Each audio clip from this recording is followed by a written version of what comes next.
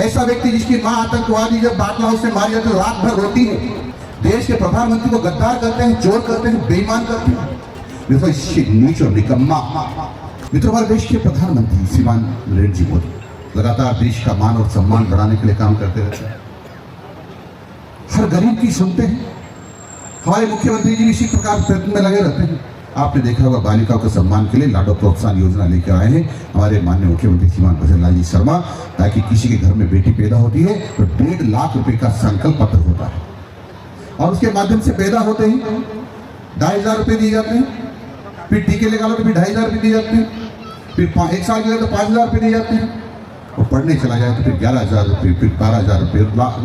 Last में एक बार पास करने के बाद और 21 साल की हो जाए तो 1 लाख रुपए लास्ट में, यानी कुल मिलाकर 1.5 लाख रुपए बालिका को दिए जाते हैं। यानी बालिकाओं का सम्मान करती है राजस्थान सरकार, भारतीय जनता पार्टी की सरकार। इसमें किसी प्रकार की कोताही बर्दाश्त नहीं करती।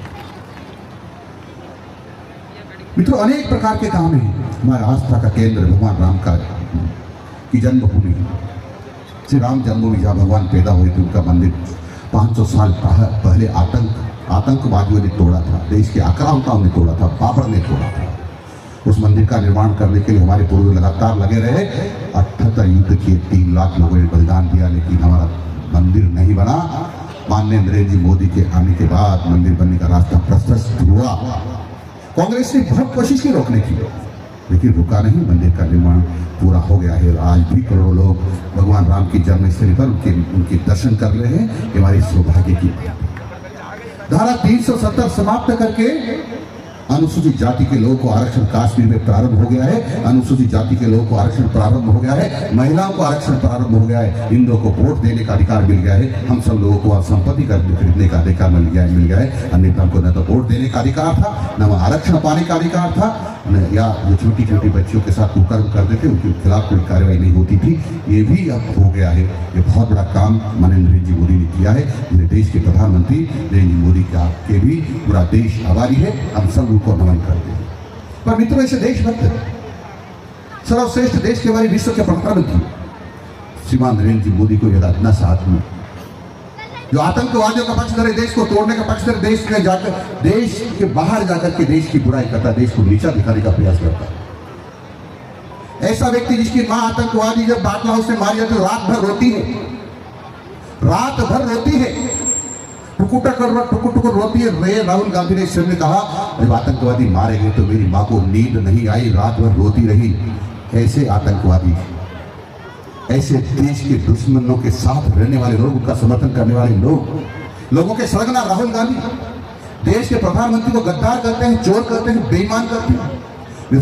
नीच और निकम्मा व्यक्ति को इस देश में हो नहीं सकता जो राहुल गांधी जिस इस प्रकार की बात कही।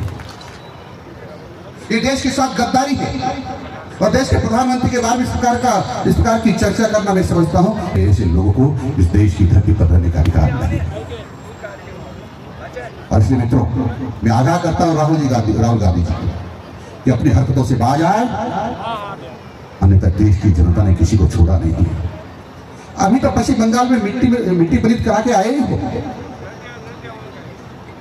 अभी तो कई सारी सरकारें जहां चुनाव हुए वहां मात खा के आए हो और फिर भी सरकार की बातें करें। बौखलाहट है, ये बौखलाहट है कि देश में देशभक्त लोग कैसे तड़प रहे हैं, देशभक्त लोगों का बेड़ा कैसे बढ़ता जा रहा है और देश की सरकार कैसे देशभक्त लोगों के हाथ में इसकी बौखलाहट है। चाहते थे आतंकवादियों के हाथों में हो, ये चाहते थे देश के दुश्मनों के हाथों में देश की कमान हो, लेकिन देश की जनता कभी भी देश के गद्दारों के हाथों में देश की बागडोर नहीं देगी। और इसलिए मैं आप सब लोगों को नमन करता हूं।